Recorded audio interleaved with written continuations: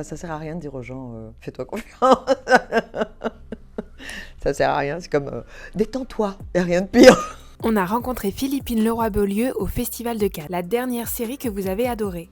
Un peu comme tout le monde, adolescence. D'abord, c'est une prouesse technique de fou qui parle d'un sujet hyper important. Il y a des acteurs qui sont incroyables, il y a une écriture formidable. Enfin, voilà, je trouve que c'est vraiment un masterpiece. Et en plus, ça redéfinit un peu l'idée de la série. Et c'est très bien que une plateforme comme Netflix se retrouve avec quelque chose qui finalement est assez expérimental et qui devient un tel succès. Un indice sur la saison 5 d'Emily in Paris.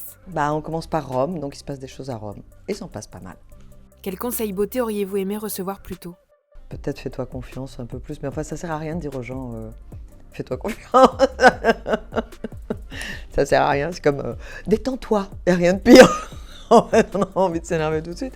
Un complexe que vous avez réussi à surmonter avec les années. Je sais pas, parce que j'en avais vraiment beaucoup des complexes.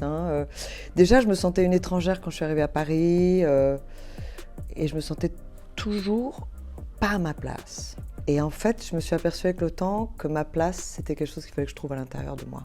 Votre conseil pour gagner confiance en soi ? C'est la vie qui nous apprend les choses.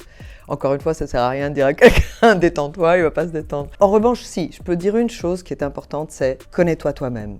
C'est un truc que j'avais écrit sur un cahier quand j'avais 12 ans. Qu'est-ce que votre métier vous a le plus appris sur vous ?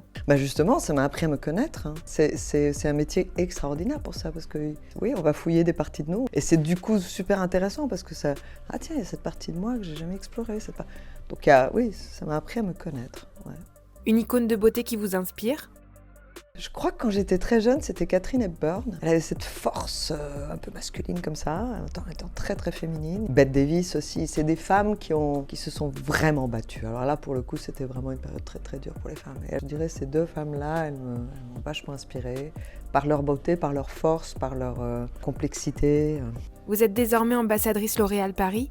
Que souhaitez-vous transmettre à travers ce rôle ? Un peu tout ce dont on parle, c'est-à-dire essayer de voir comment on peut, comme chaque femme peut trouver sa place, essayer de ne pas polariser les discours en permanence, les hommes contre les femmes contre les hommes, etc. Moi, je crois qu'on gagne à faire le travail qu'on a à faire pour les femmes, à le faire ensemble.